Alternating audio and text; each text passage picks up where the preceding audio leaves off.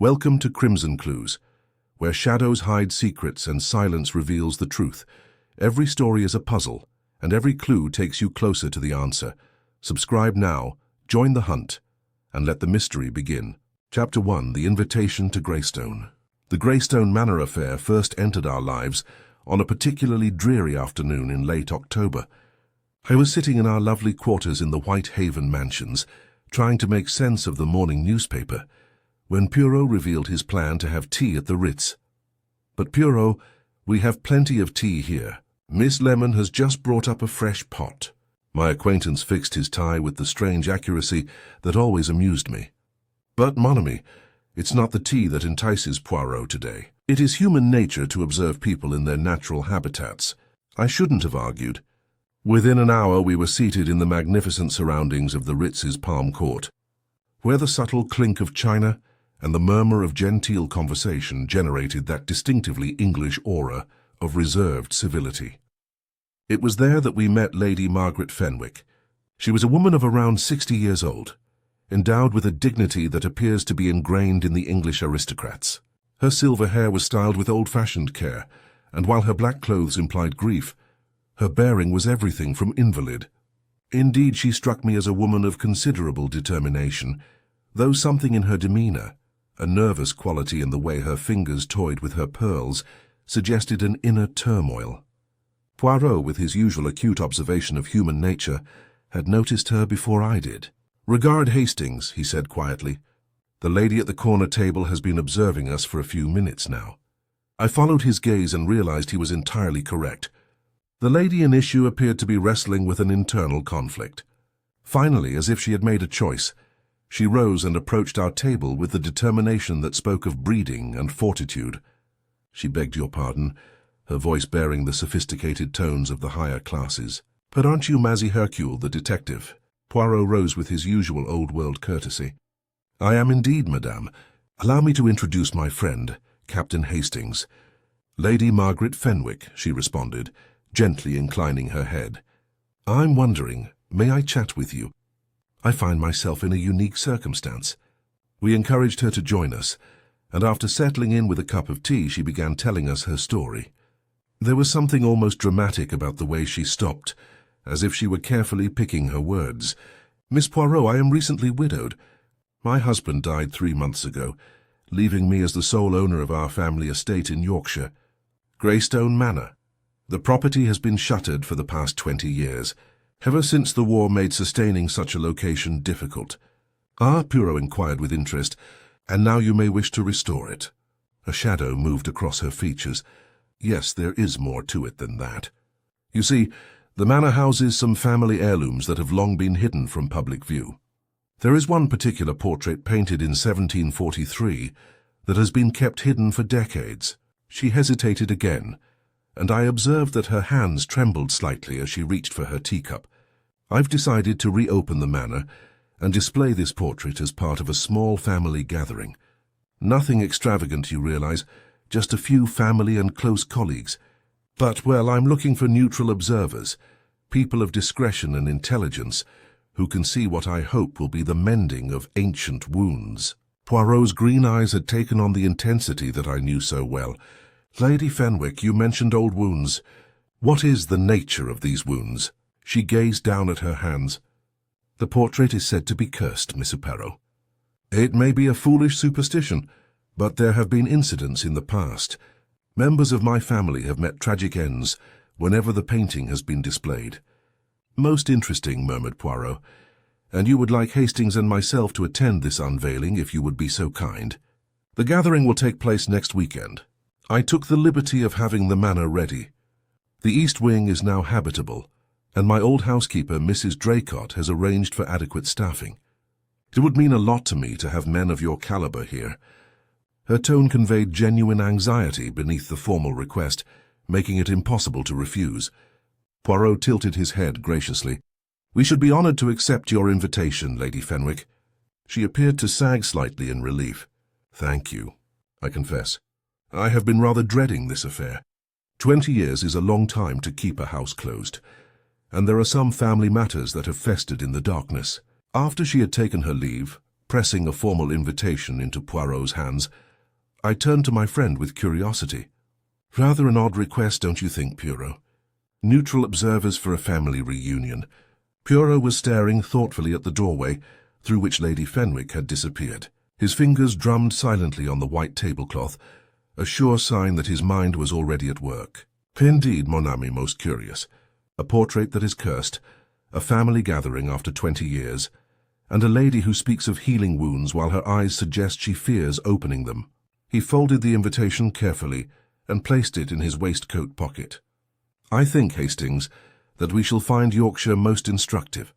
The wind had picked up by the time we emerged from the Ritz, sending autumn leaves skittering along the pavement like harbingers of the storm that was to come. Chapter 2. Gathering Shadows.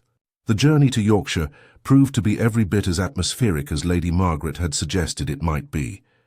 Our train wound its way through increasingly desolate countryside, where autumn had painted the landscape in shades of amber and rust.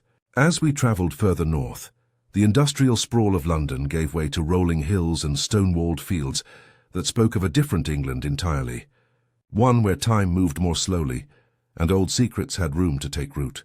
"Observe, Hastings," said Poirot as we passed through a particularly wild stretch of moorland, "how the very landscape seems to brood. It is a country made for mysteries, Nespa." I had to agree.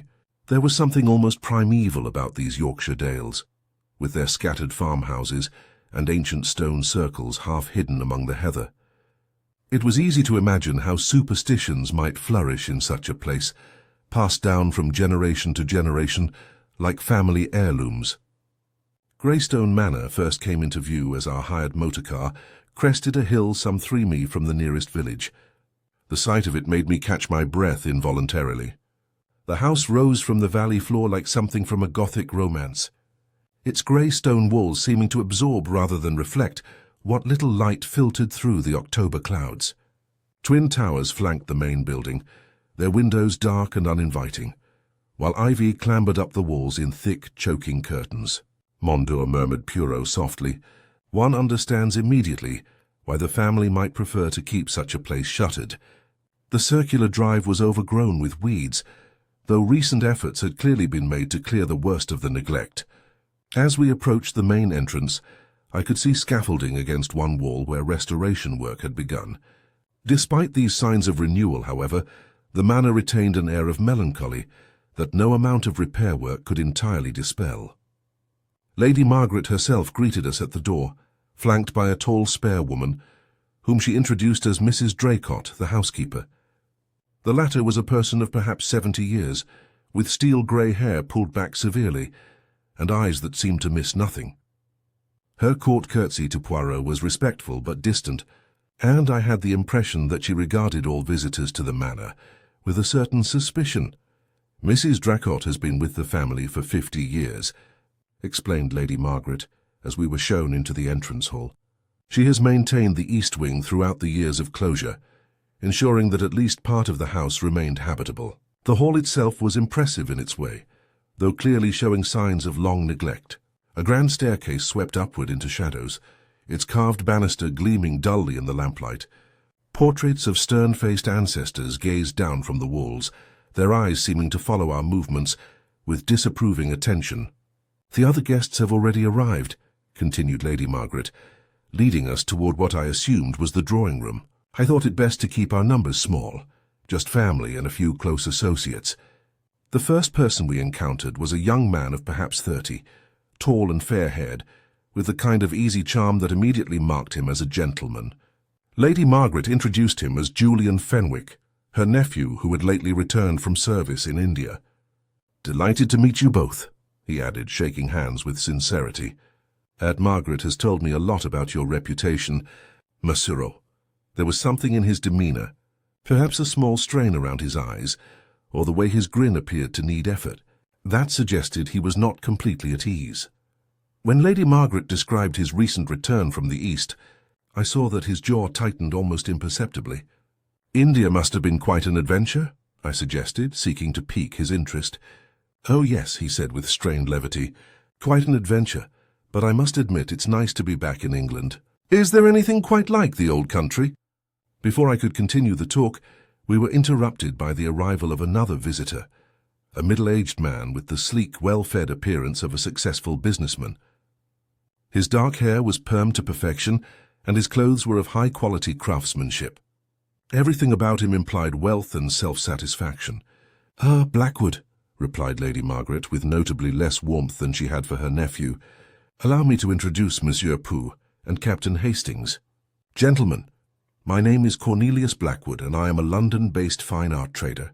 Blackwood's handshake was hard but brief, and his pale blue eyes surveyed us with the calculating stare of a man used to assigning prices to things.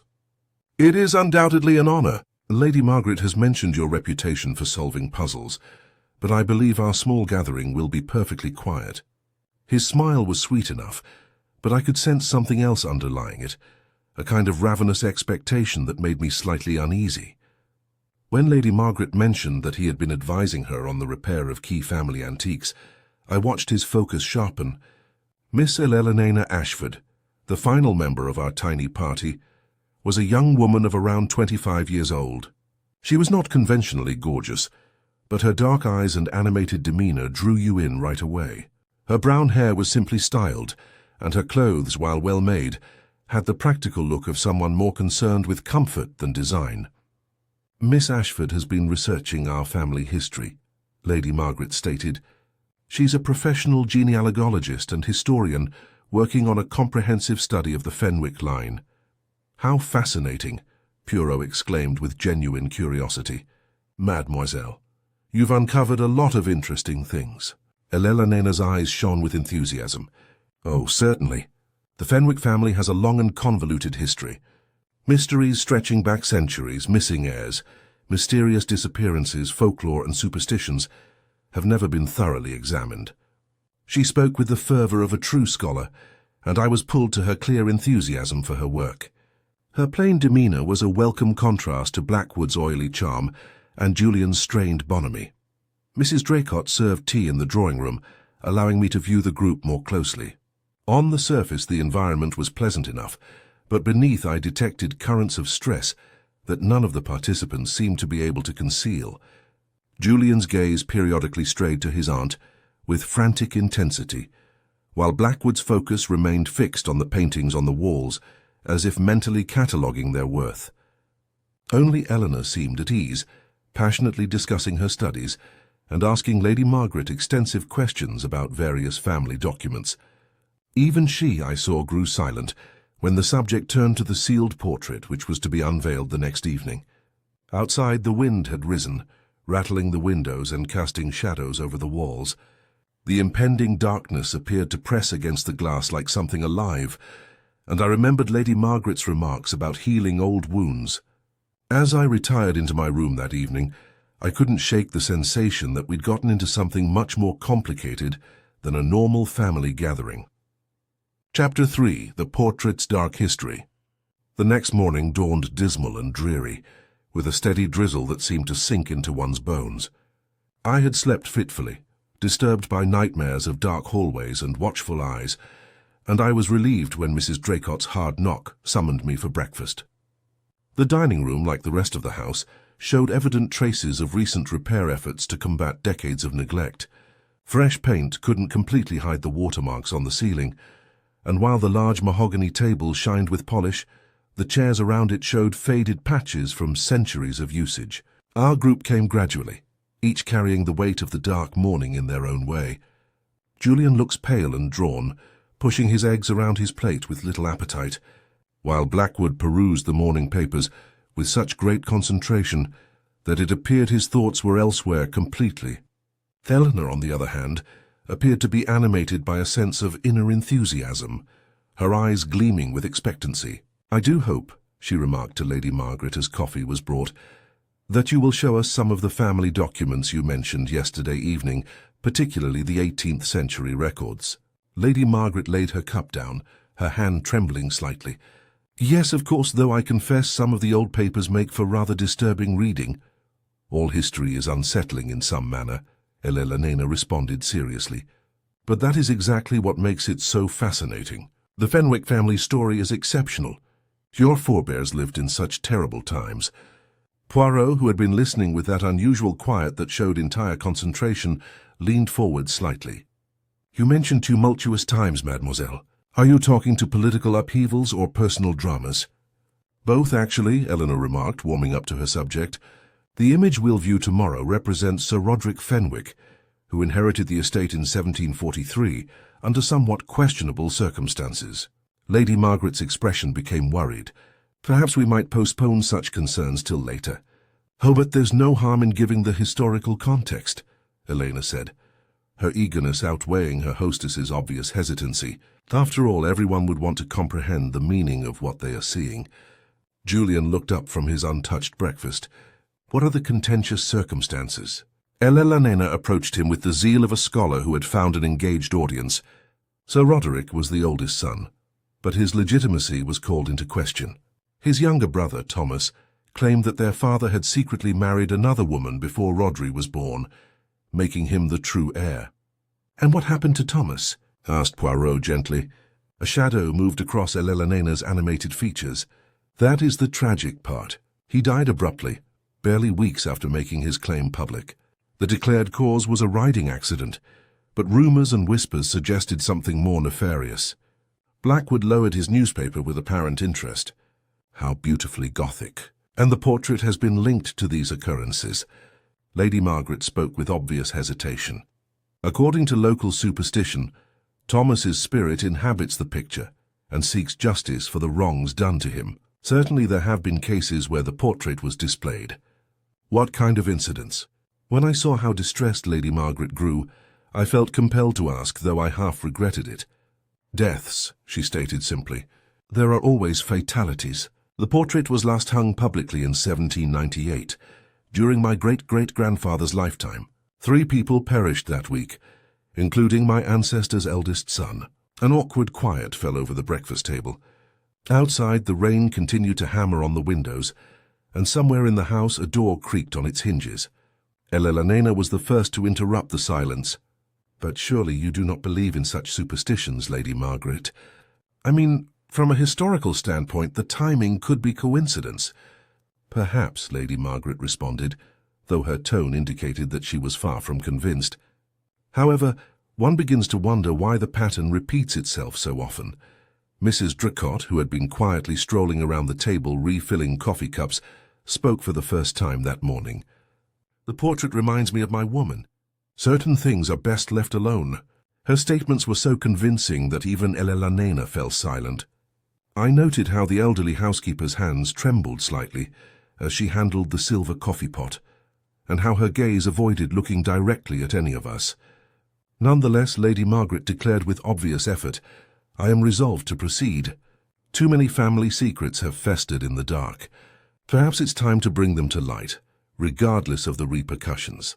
Julian's cup shook on the saucer as he set it down. "Aunt Margaret, are you confident that this is wise? I mean, if there is any actual threat."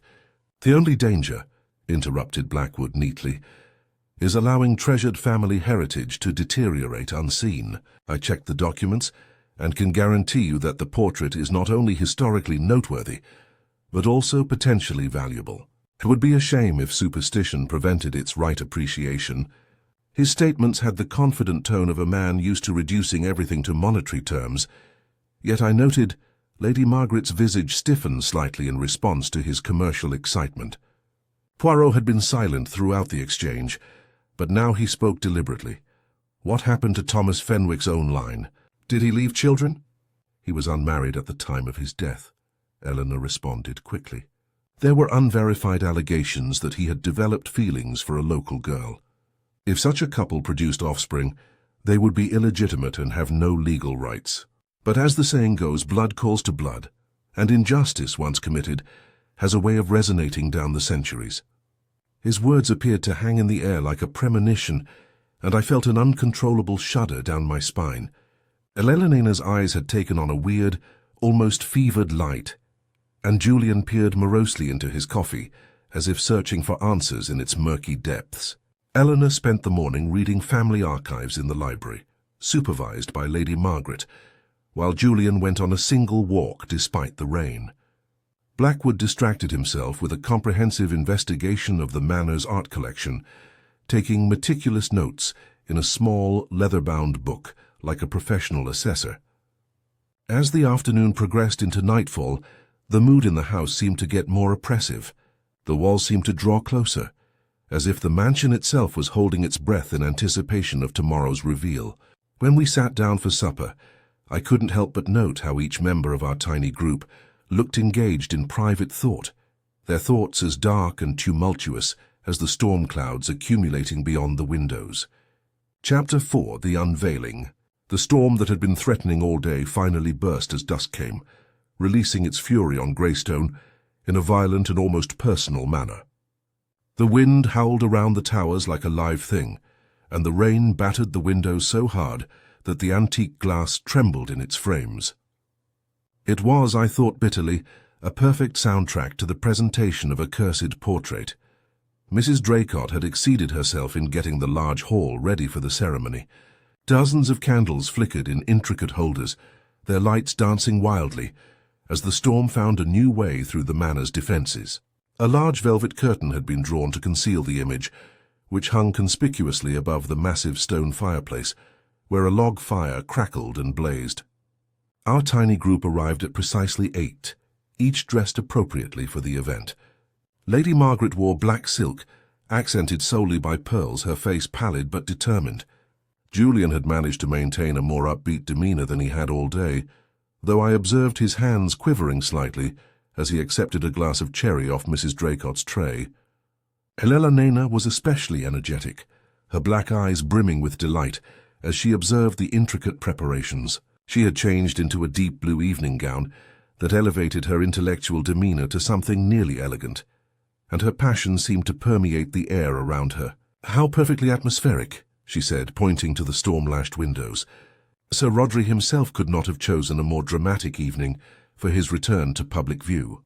Blackwood, resplendent in evening dress, walked around the hall with the predatory ease of a cat, his pale eyes soaking up every aspect of the gathered artwork. "Quite the theatrical production," he said to no one in particular. "One can only hope the revelation proves worth the elaborate staging." Poirot stood near the fireplace, his small hands folded behind his back, examining each member of our company with the strange intensity that I had come to recognize. Lady Margaret begged for his attention, and his egg-shaped head turned slightly. "My friends," she started, her voice clear despite the storm's fury, "I have invited you here tonight to witness something that has not been seen in over a century. Sir Roderick Fenwick's image has been buried in darkness since 1798 due to bad connections." She paused, and I watched her gather her strength before continuing. "But I believe that secrets like wounds fester when kept hidden from view. Tonight, we will bring the truth to light, regardless of the repercussions." A particularly powerful thunderclap punctuated her comments, and the candle flames guttered fiercely before settling back down. Elena leaned forward eagerly, and Julian squirmed uneasily in his chair. Blackwood's attention was fixed entirely on the concealed portrait. "The painting depicts my ancestor at the height of his power," Lady Margaret explained. "However, it also reflects a family tragedy that has haunted successive generations of Fenwicks. Rodri's younger brother, Thomas Fenwick, died believing he was the victim of injustice. His soul, it is supposed, inhabits this painting, demanding recognition for the evil done to him." Mrs. Draycott, who had been standing calmly near the door, said suddenly in a quiet, authoritative tone, "My woman, some things are best left buried. The deceased should rest in peace." Lady Margaret's jaw hardened with determination. "Mrs. Draycott, the dead will be able to rest in peace once justice is served." She approached the curtain with measured steps, her hand reaching for the chain that would uncover the image. The moment appeared frozen in time, charged with electricity unrelated to the storm roaring outside. "For Thomas Fenwick," she murmured, "and for all those who suffered because of family pride and prejudice." The curtain slid down with a sigh of thick fabric. The exposed portrait took my breath away. Sir Roderick Fenwick looked down at us with eyes that seemed to burn with inner fire, and his aristocratic features were depicted with such mastery that he appeared nearly alive. He was shown in the full vigour of middle age, his dark hair powdered in the fashion of the day, and his attire adorned with gold embroidery. But it was his expression that drew attention, a gaze of such arrogant confidence, such absolute certainty in his own righteousness, that it made one feel uneasy. "Magnificent," Blackwood exclaimed. His commercial instincts definitely stirred. "The brushwork alone," he said, but his words were cut short by a massive thunderclap that shook the mansion to its very core. At the same time, every candle in the hall burned out, leaving us in complete darkness. In the darkness that followed, I heard a cacophony of noises, a gasp of surprise, the scrape of a chair, and quick footsteps across the stone floor. Someone yelled out a woman's voice, but I couldn't tell who it was due to the darkness. Julian cried out from somewhere to my left. "Stay calm, everyone. Mrs. Draycott, can you locate the electrical switches?" The housekeeper said. "The storm has knocked out the power. I'll get the candles from the kitchen." There were additional sounds of movement, quiet exclamations and cloth rustling. I tried to approach toward where I assumed Poirot was standing, but in the utter darkness, I became disoriented and ended myself banging into furniture. Mrs. Draycott returned with candles after what seemed like a lifetime, but it was really only 2 or 3 minutes. As the warm light returned to the hall, lighting our tiny company, I saw that everyone was present, with the exception of Lady Margaret. Julian asked, "Where is my aunt?" His voice was harsh with alarm. La Nena was the first to notice her, pointing with quivering hand to the foot of the majestic staircase. Lady Margaret Fenwick lay crumpled at the bottom of the stone steps, looking like a broken doll.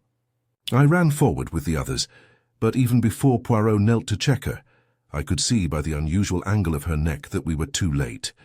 Lady Margaret had died. As we stood in stunned silence around her lifeless form, the candlelight dancing over our frightened faces, I became aware of something that chilled my blood. Behind us, the painting of Sir Rodri appeared to leer down with malignant satisfaction, as if the curse had claimed yet another victim. It was then when Poirot made his astounding discovery. Moving on to examine the portrait more closely, he called us over with barely suppressed enthusiasm. "Regard me," he whispered, his voice cutting through our startled quiet like the frame of a photograph. "It has fresh fingerprints in the dust. The ramifications hit us all at once. The portrait has been hidden aside for more than a century, untouched by human hands. Yet there, clearly apparent in the candlelight, were the precise traces of fingers pressed into decades' worth of dust. Fingerprints that could only have been created tonight." Chapter 5, Motives in the Shadows. The daybreak that followed Lady Margaret's death was somber and sad, as if the sky itself lamented her loss. The storm had passed during the early hours, leaving only a light rain that pattered against the windows like tears. I had slept little, my thoughts racing from the awful events of the previous evening, so I was relieved when Mrs. Draycott's soft knock invited me to the breakfast room. The police had arrived shortly after midnight. Inspector Morrison, a capable-looking Yorkshire with steady grey eyes and a methodical demeanour that reminded me of Poirot. He listened to our accounts with professionalism, thoroughly examined the scene, and made arrangements for Lady Margaret's body to be removed with dignity. As morning light broke through the clouds, he prepared to conduct official interviews with each member of our party. He had described a tragic accident to us the night before. The lady must have become disoriented in the darkness and fell down the stairs.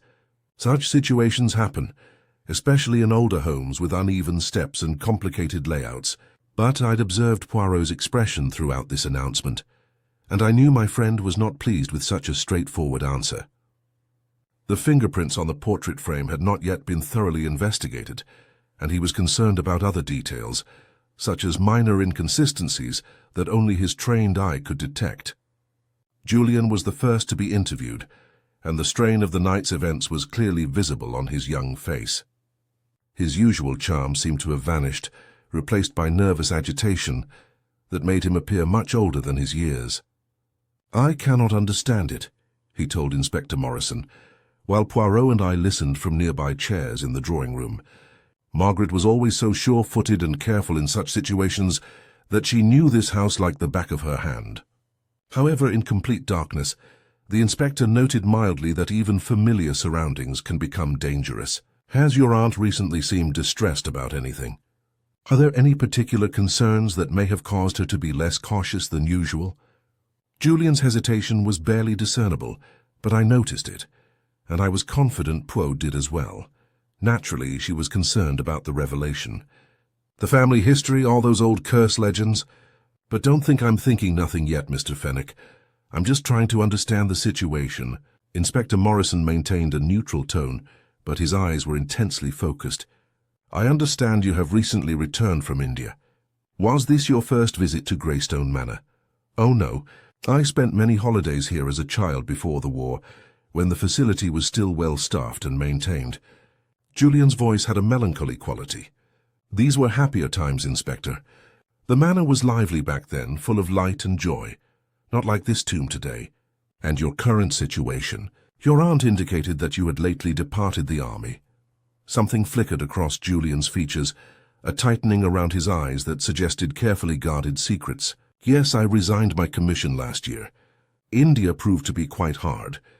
I'm in the process of settling into civilian life.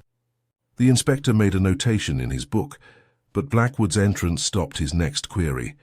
The art dealer seemed amazingly cool for a man who had witnessed a horrific death the night before, his appearance as impeccable as usual. "A terrible business," he murmured, sinking himself into a chair with practiced ease. "Lady Margaret was a very polite hostess. Her death is a true loss for all who value excellent art and culture." "Indeed," said the inspector. "I understand you were advising Lady Margaret on the restoration of certain family heirlooms, among other things." "Yes, the Fenwick collection includes some amazing works that have been terribly overlooked over the years. I hope to help Lady Margaret realize their full potential." Poirot leaned forward slightly. "Mr. Blackwood, this is their actual potential." "In what sense?" Blackwood smiled smoothly and professionally. "Of course, there is monetary potential. These elderly families frequently have no understanding of the value of their possessions.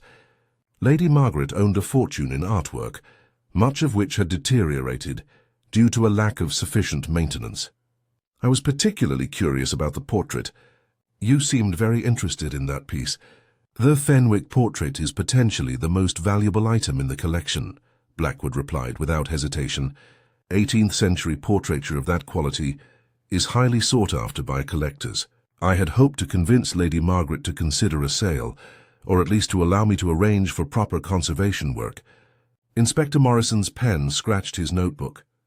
Had she indicated that she might be willing to sell? Did a shadow pass across Blackwood's features? Unfortunately, no. Despite its unfortunate associations, she felt a strong attachment to the piece. I fear that in such cases, sentiment frequently takes precedence over practical considerations. When it was Elena's turn to be questioned, I was struck by how the previous evening's events appeared to have had a greater impact on her than on the others. Her usual scholarly enthusiasm had faded into a subdued melancholy that made her appear almost fragile. "Lady Margaret was so brave," she said, her voice barely audible. "She was determined to confront the family's past honestly, no matter the cost. I admired her greatly for that." Inspector Morrison noticed that you had been researching the Fenwick family history. Had you uncovered anything that might have particularly distressed Lady Margaret? Elena's dark eyes grew thoughtful. "The records contain many tragic stories. Inspector, families like the Fenwicks, with their long histories and complex relationships, there are always secrets, always old wounds that never properly healed. Anything specific to the portrait and the legend surrounding it?" "The story of Thomas Fenwick's death has always fascinated me," Elena admitted. "The documentary evidence suggests there may have been more to his accident than was officially recorded." Lady Margaret was very interested in my research on that particular matter. Poirot's sharp green eyes fixed on her intently. "What form did this interest take, mademoiselle?" "She wanted to know about Thomas's descendants, whether there might be any legitimate claims to the estate that had been overlooked. I think she felt guilty about the injustices of the past and wanted to make amends somehow. And did you find evidence of such descendants?" Helena hesitated for a long moment, her hands twisting nervously in her lap. "The records from that period are incomplete. Inspector, there are gaps, missing documents. It's possible that Thomas had children, but proving it would be extremely difficult after so many years. Mrs. Draycott's interview proved to be the most revealing in some ways, though she spoke with her characteristic economy of words. The elderly housekeeper had clearly been deeply affected by her mistress's death. her composed facade occasionally cracking to reveal genuine grief beneath.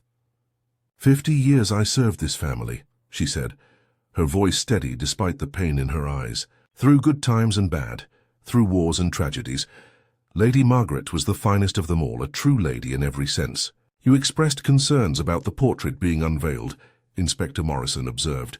Can you tell me more about those concerns? Mrs. Dracott's expression grew guarded. The Fenwicks have suffered enough, Inspector. Some things are better left buried. But you don't actually believe in curses, surely? I believe in justice, Inspector, and I believe that those who do wrong will eventually face the consequences of their actions, whether in this world or the next. As the morning progressed and the interviews concluded, I found myself more puzzled than ever. Each member of our party had motives that could potentially explain their presence at the manor, but none seemed to provide a clear reason for murder, if murder it was. The mysterious fingerprints on the portrait frame remained unexplained, and I could see that this detail troubled Inspector Morrison as much as it did Poirot.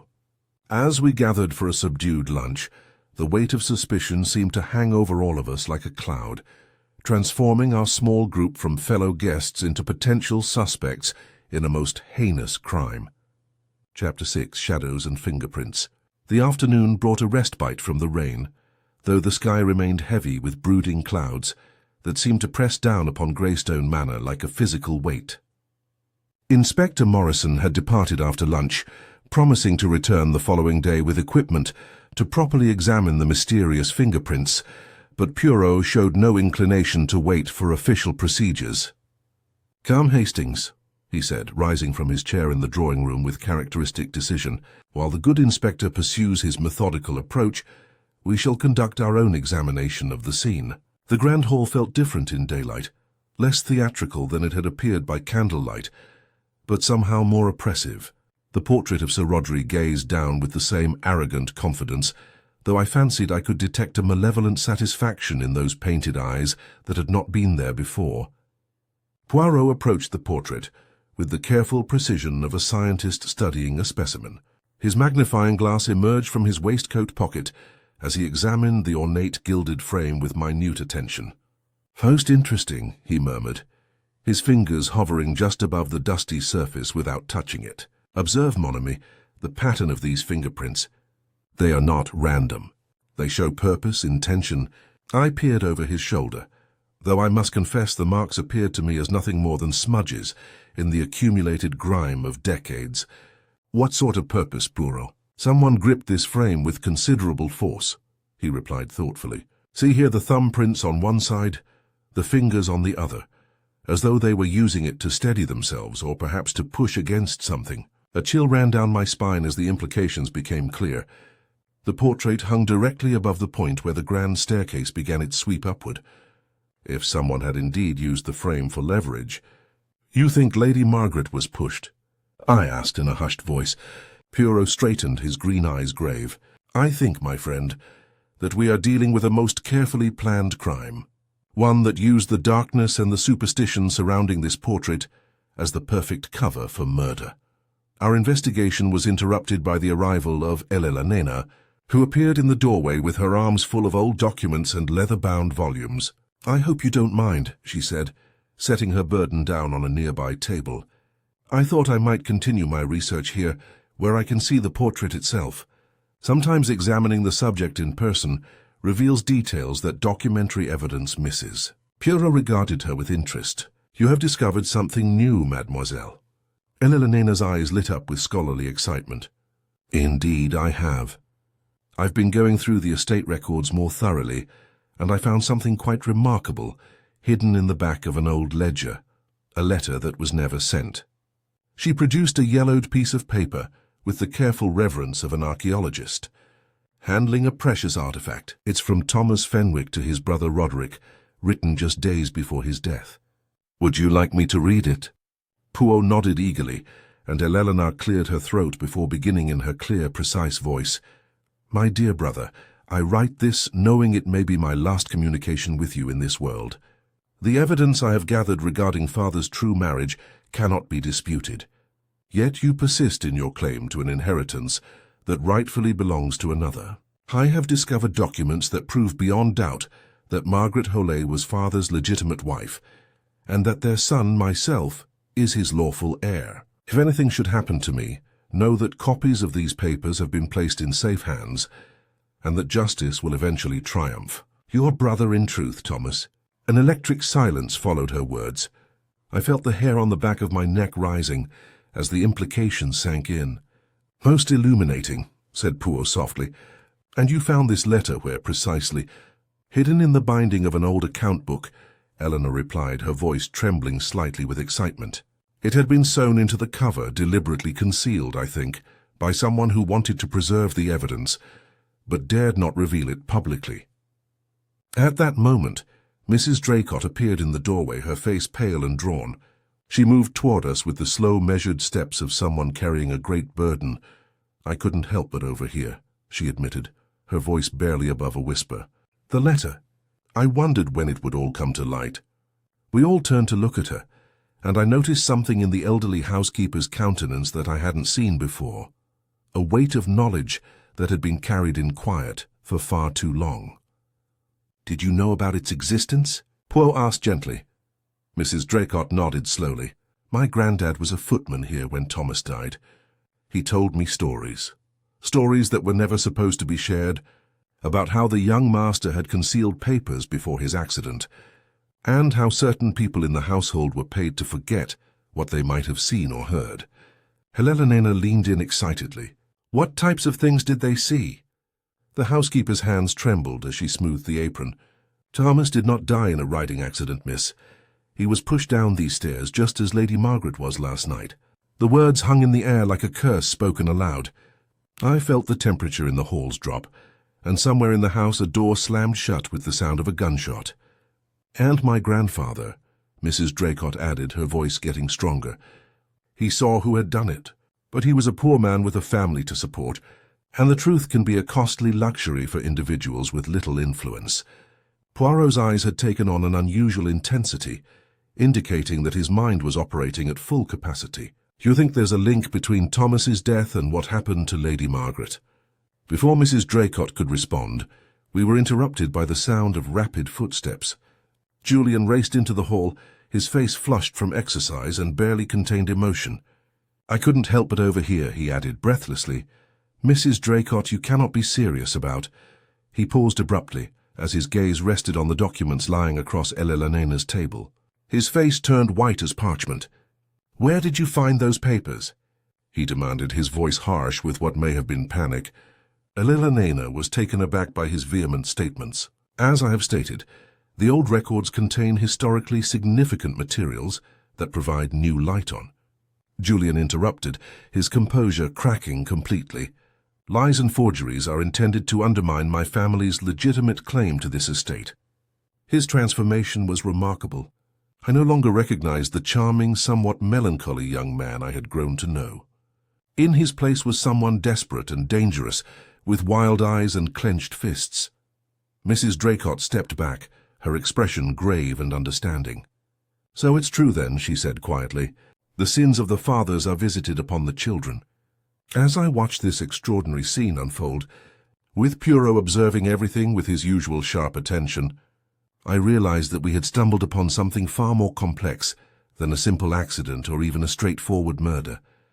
The shadows that hung over Greystone Manor were deeper and darker than any of us had imagined, stretching back through generations and forward into a present that was about to explode with long suppressed truths. Chapter 7. The Grey Cells at Work.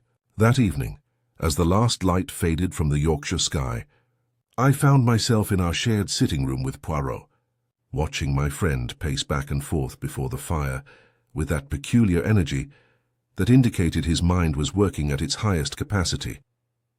The events of the afternoon had left our small party in a state of barely controlled tension, with Julian having retreated to his room in obvious distress, and Elena continuing her research with an almost feverish intensity.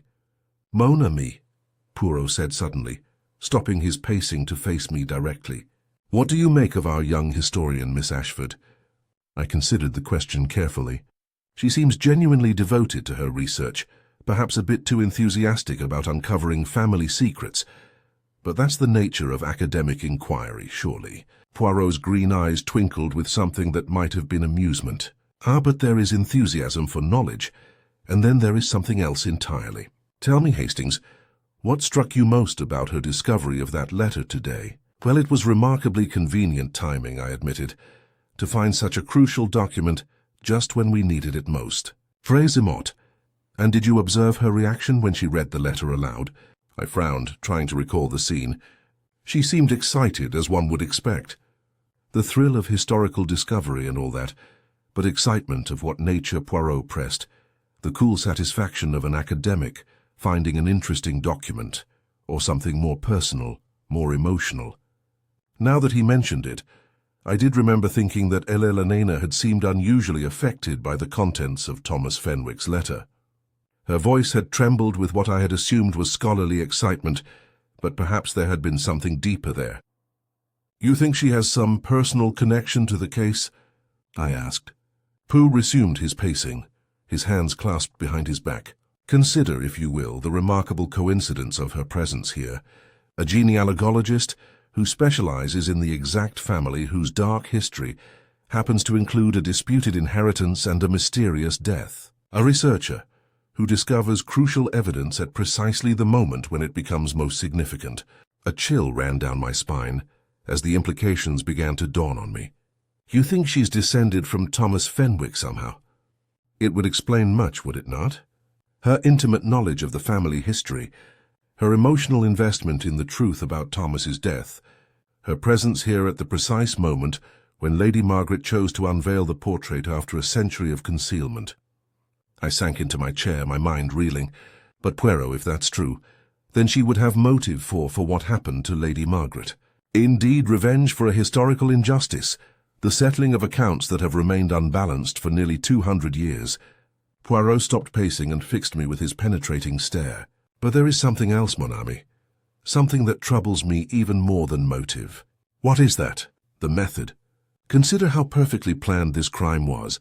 The killer waited for the ideal moment, the dramatic unveiling, the storm, the darkness.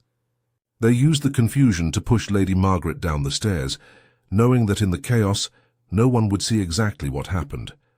I nodded, following his reasoning, and they counted on it being dismissed as an accident. Exactly. But they made one crucial error. They left their fingerprints on the portrait frame. Poirot's eyes gleamed with satisfaction. "You see, Hastings, in using the frame to gain leverage for the push, they forgot that such evidence would be impossible to explain away. How does one touch a frame that has been sealed away for over a century?" The fire crackled in the grate as I absorbed this revelation. Outside, the wind had risen again, rattling the windows and sending shadows dancing across the walls. The very air seemed to thicken with portent. "But why would Elena reveal that incriminating letter if she were guilty?" I asked. "Surely that would only draw attention to the motive for revenge." Poirot smiled with genuine appreciation. "Ah, mon ami, you touch upon the most clever aspect of this crime. By presenting herself as an impartial historian uncovering evidence, she deflects suspicion from her personal involvement. Who would suspect the scholar who brings the truth to light?" "A double bluff," I murmured. "Precisely. And observe how she has positioned herself throughout this affair, always present when crucial discoveries are made, always ready with historical context, always appearing to be Lady Margaret's ally in the quest for truth." I thought back over the past few days, seeing Elena's behavior in a new light. Her eagerness to examine family documents, her detailed knowledge of Fenwick genealogy, her emotional response to stories of historical injustice. It all took on a different significance when viewed through the lens of personal vendetta, rather than academic interest. "There's something else," Poirot continued, settling into the chair opposite mine. "Mrs. Dracot's revelation about her grandfather witnessing Thomas's murder. It was most illuminating, but perhaps not in the way one might expect." "How do you mean?" "If Thomas was indeed murdered, and if certain household staff were paid to remain silent, then there exists a pattern of concealment that has lasted for generations. Secrets passed down from parent to child, grievances nursed in darkness, waiting for the right moment to emerge into the light." The implications were staggering. "You think Eleanor isn't the only one with hidden connections to this family?" "I think, mon ami, that Greystone Manor harbors more secrets than even Lady Margaret suspected. The question now is whether we can uncover the truth before our killer realizes how close we have come to the solution. As if summoned by his words, a soft knock came at our door. Mrs. Draycott entered, carrying a tea tray with her usual quiet efficiency, but I noticed that her hands trembled slightly as she set it down. "Will there be anything else, gentlemen?" she asked, her voice carefully neutral. Poirot regarded her with gentle but penetrating attention. "Perhaps, Mrs. Draycott, you might tell us more about your family's long service to the Fenwicks. Such loyalty across generations is remarkable and often comes with a price." The elderly housekeeper's calm slipped briefly, and I noticed something spark in her eyes. "Perhaps it is fear or the weight of secrets kept too long in silence. Some stories are best left untold, sir," she said quietly.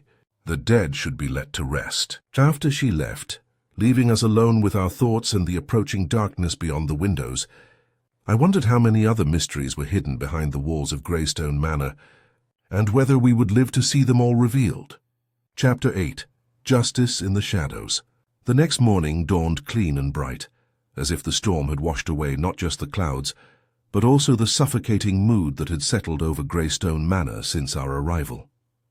Inspector Morrison returned as promised, accompanied by a sergeant with the tools needed to fully investigate the mysterious fingerprints.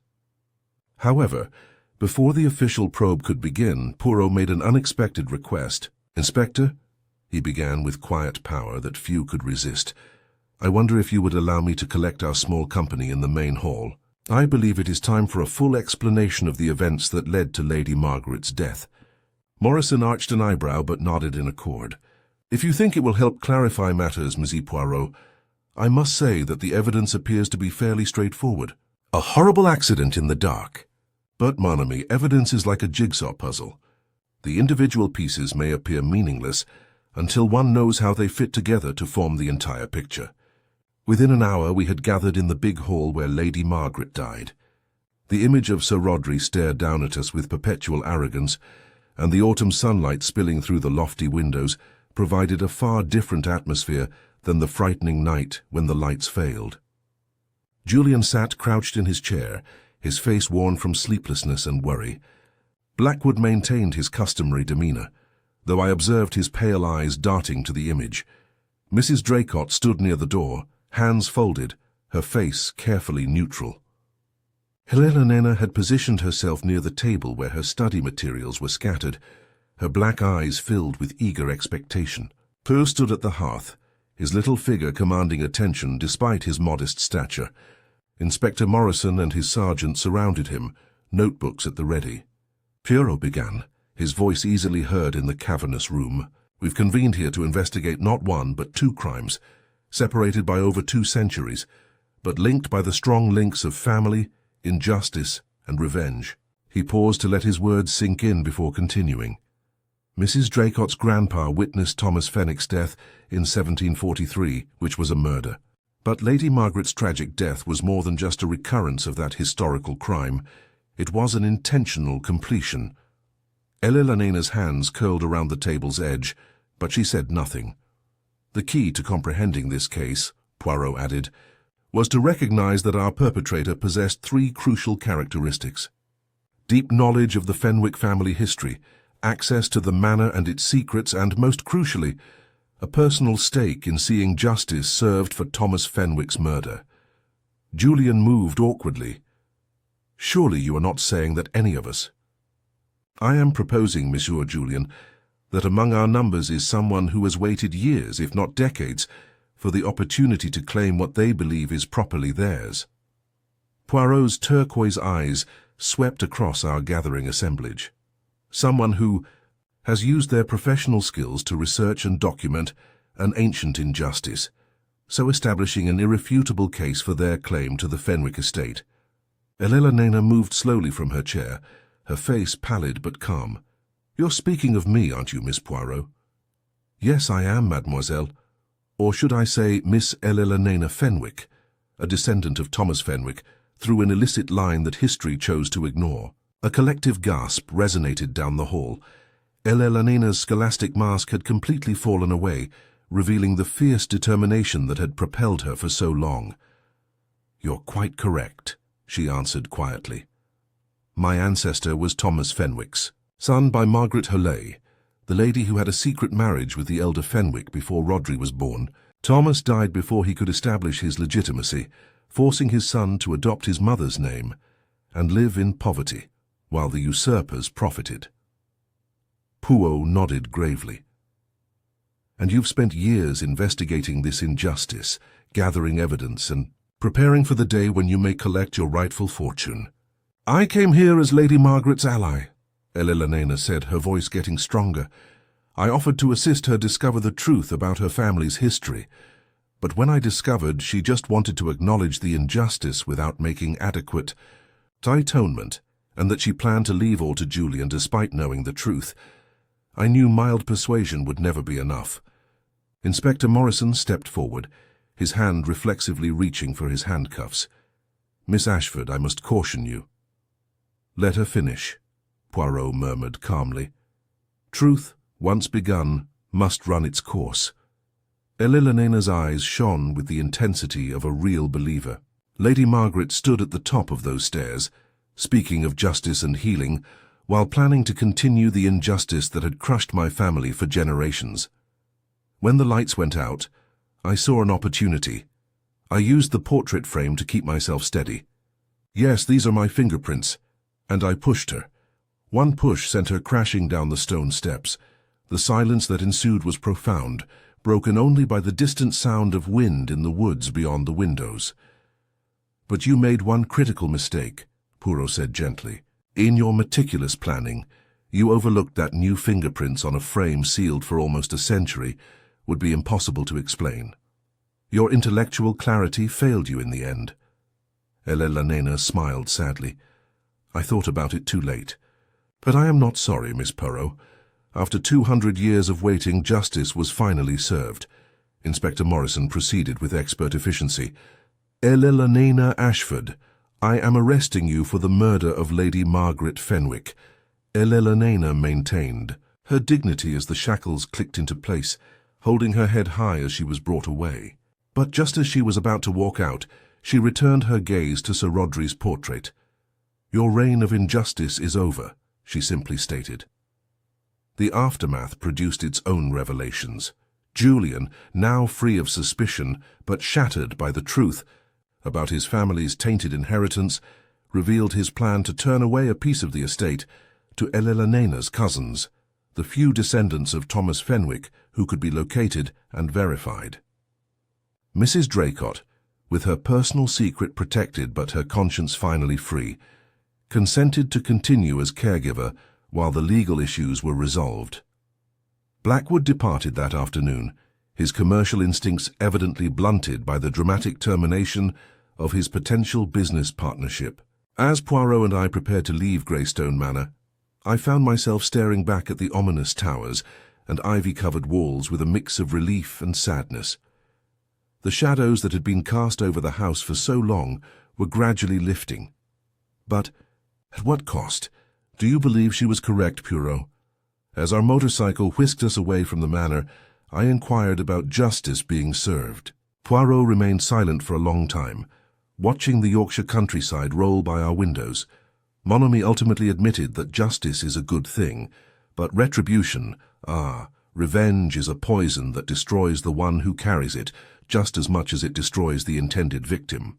The painting of Sir Rodri would continue to look down from above the fireplace, but its ability to cast shadows on the living had been broken, and perhaps in the end, that was sufficient justice.